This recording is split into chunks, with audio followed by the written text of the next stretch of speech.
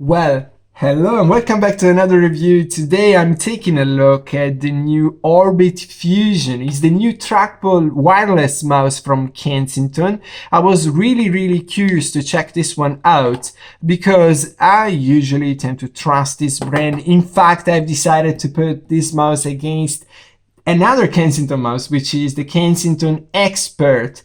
This is a mouse that we all know, probably you had it if you're watching this video. If you never got one of these, you probably heard about it or you've seen in other reviews. So it's a pretty famous mouse. You will find this one around in many studios and places around. And I had with me the wireless version, but you can have this beast in a wired version as well. I've decided to put these two mice together simply because I believe right now these are the top devices that you can get when it comes to trackball mice with the ball in the center. Some people prefer it on the thumb, some people prefer it in the center. I think these are the best so far that have the ball in the center. Obviously the first difference that you will notice is that this mouse is a lot smaller. A lot smaller than the Expert. I mean, this Expert mouse is taking over your desk once you put it there.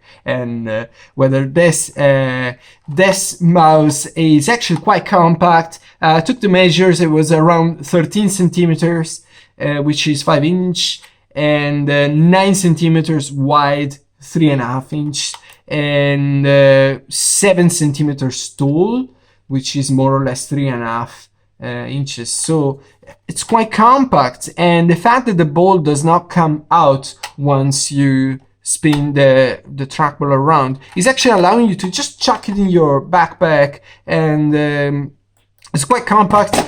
So I was quite happy about this because one of the issues I have with the Kensington Expert is that it's obviously occupying quite a lot of precious space, and when you're a creative mind, obviously you may need that space to have, I don't know, maybe keyboards if you're a musician, maybe a tablet if you're a graphic designer, and so on and so forth.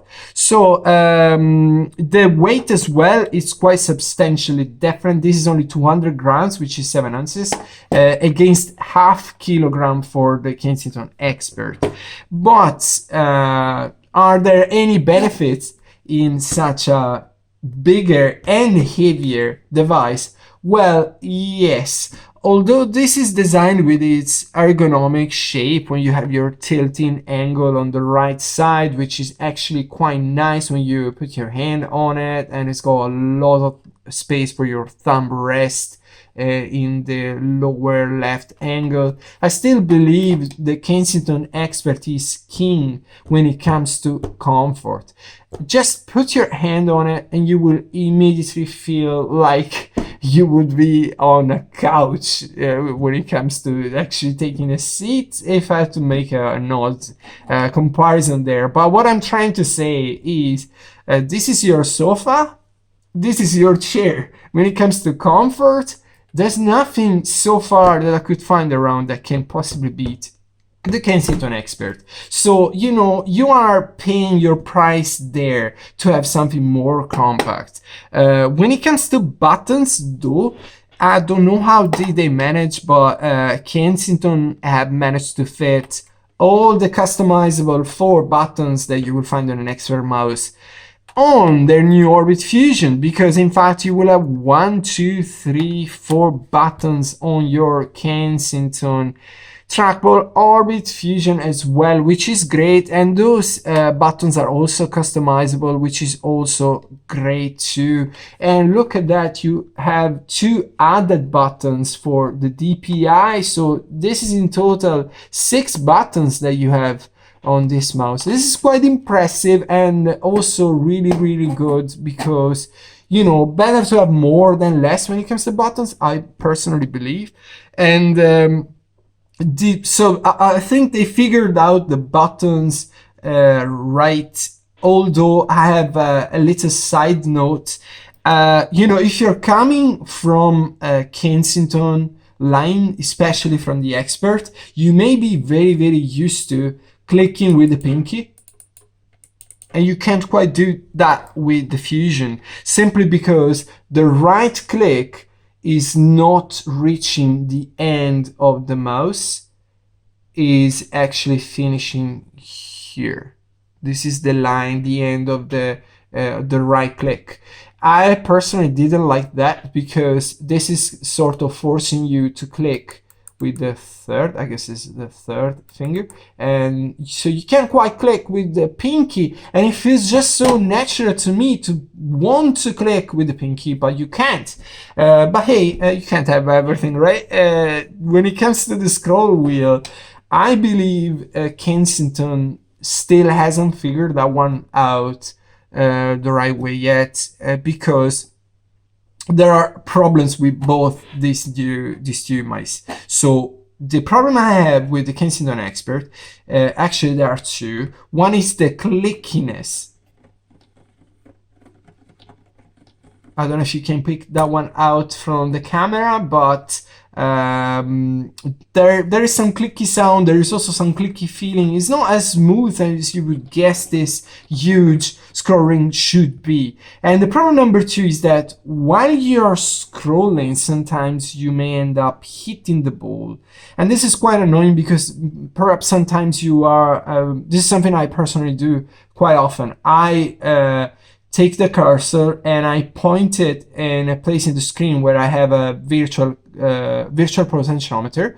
So then I will use the scroll ring to act on the knob as I would do in real life, to spin the knob of the DAW, for instance. But then if you accidentally touch the ball while you're actually wanting to only spin the scroll ring, then your cursor moves away and then you're ending up just spinning something else or spinning nothing. So this is not ideal.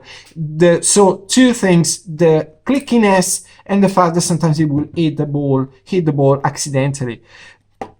On the new mouse, I found that there's no clickiness,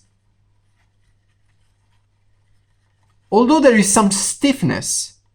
So somehow it's not as smooth as you would guess this infinite scroll should be. And you know, it's not a deal breaker, but it doesn't really feel that solid and that good as well. It feels a little bit cheap to me. But there is something good about it, which is the grip is really good.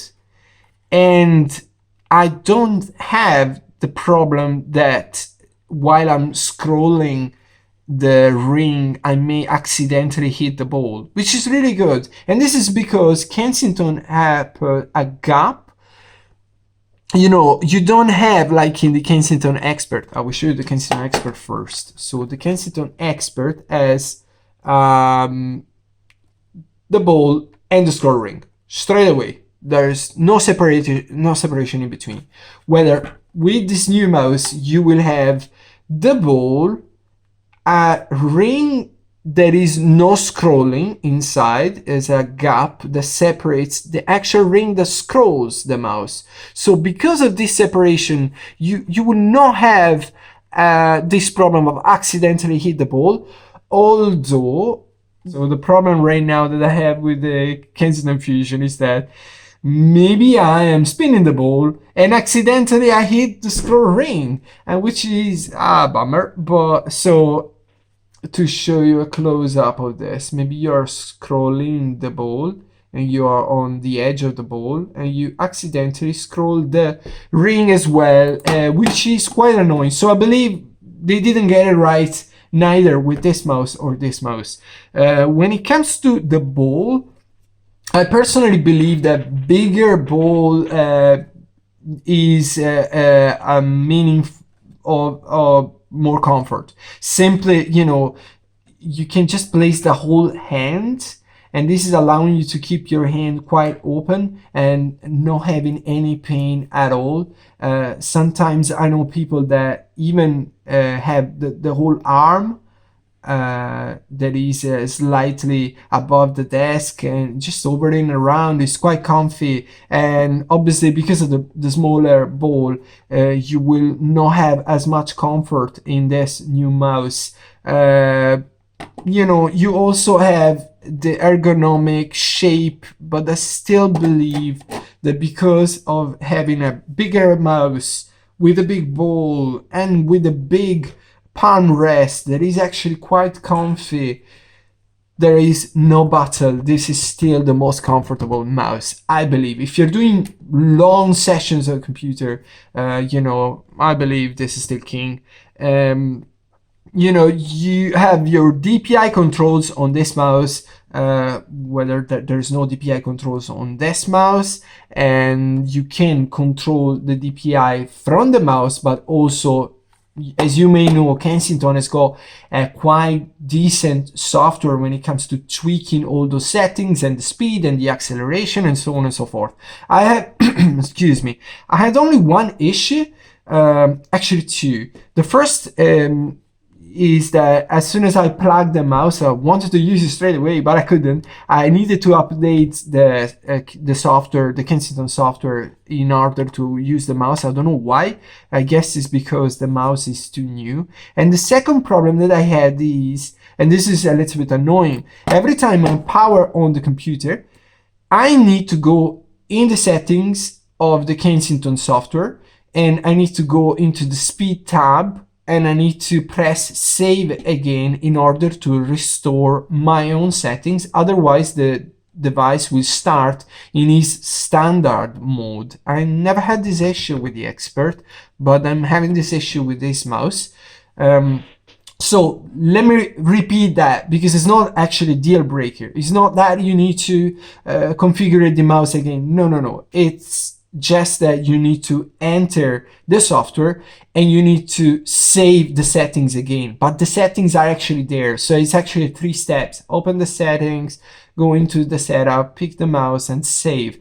It's quite annoying though. I would want this mouse to be you know, starting with my own settings as soon as I power the computer on. I suspect that this is because I have so many different Kensington mice, probably more than 5, and probably the software is kind of struggling there to understand which one am I using. I suspect this is the issue, but I don't know for sure. When it comes to batteries, the Kensington Expert runs on 2 AA batteries, but this new mouse only runs a 1 AA battery, which is quite a big advantage, I believe, but again, not a deal breaker. So 2 AAs, 1 AA only. And when it comes to latency, I didn't have any, not with the Expert, not with the Fusion. These are 2 of the best wireless devices that you can get. They are trackball, again, with the ball in the center. And I believe when it comes to latency, we're talking about exactly the same thing. They are all great in terms of that. Although the Kensington Expert will allow you to use it with its dongle, and also so in Wi-Fi, but also with Bluetooth. So should you want that, you have the option. This is there's not many mice out there that will have this option to have dual compatibility with Bluetooth and wireless. So this is a big deal. Although I never use it in that way. I always use it with the dongle. I just find it much you know, easier in that way. And the people that use it with Bluetooth usually complain that there are lags here and there. But hey, this is the reason why I don't actually use the Bluetooth in first instance. So you know, maybe it's just the technology. No Bluetooth here. You can power the mouse off, and you have a nice space here to store the dongle that obviously come with the mouse, which is nice. And I believe this is again a great advantage for a mouse that you can carry around with you. It's coming also, the Fusion is coming with an adapter to USB-C, so USB 3 to USB-C, which is nice to have, I believe. And you know, if I had to give you my own personal preference when it comes to these 2 devices, I struggle. I believe these 2 mice are on pair, and it really depends. If you want to save some space on your desk, well, then go for the Fusion. If you want more you know, ergonomics, you want more comfort, maybe absolutely go for the Expert. There's no battle in terms of that. But the problem with the Expert is that it's really big. So the fact that this mouse is more compact is not a little thing. I believe it's a big deal, and the fact that it's not a pain to use it. I mean, it's not an uncomfortable mouse. It's okay. I guess if I never tried the Expert before, I would have not had so many issues with this mouse. But the fact that I know that there is something more comfortable is messing around with me. But, you know, if this is going to be your first trackball mouse, probably you're going to be just fine. And the fact that it's fine and it's smaller is a big deal. Because, again, if you have many other things on your desk, you know, it's important to save some space for other things. And something else, this is the keyboard I'm currently using. It's a wireless keyboard from Perix. It's a pretty minimal design and it's a pretty simple keyboard, but I really like it. And you know, this is the way it will look with the Expert. It's kind of looking mismatched. It's kind of a little bit odd, and you know, it's always like maybe you have something else on the front. I usually have my audio controllers here on the front, and it's a bit hard to match with other things. Whether if you have a mouse like this, you know, I personally believe that the look of this is unbeatable. Look at that. Also, it's matching the colors. Actually, you know, I'm gonna review this keyboard. I believe this is a killer combination if you wanna go for it. So I'm soon gonna review this keyboard and put it against other compact keyboards that you can find around that are all wireless and meeting certain standards. So check this channel out, you know, if you find this interesting. So to summarize, I don't believe there is one of these two mice that can beat the other one by far. They are very similar, so it's entirely up to you. And I hope this review though was a little bit useful to give you an idea which one should be the one for you. And if it was actually useful in any way, please do hit that thumb up button. That will help me out a lot, as well as if you would consider subscribing to the channel, that would be huge. And thank you very much for sticking around. I'm gonna place some links below so you can actually purchase the mouse that you like, and that would be an affiliate link. That means that I'm gonna earn a little commission if you will purchase this any of these two devices, but you will pay exactly the same. So this will help me out quite a lot. I'm Alex signing out. Thank you very much for this review, and see you around the next one.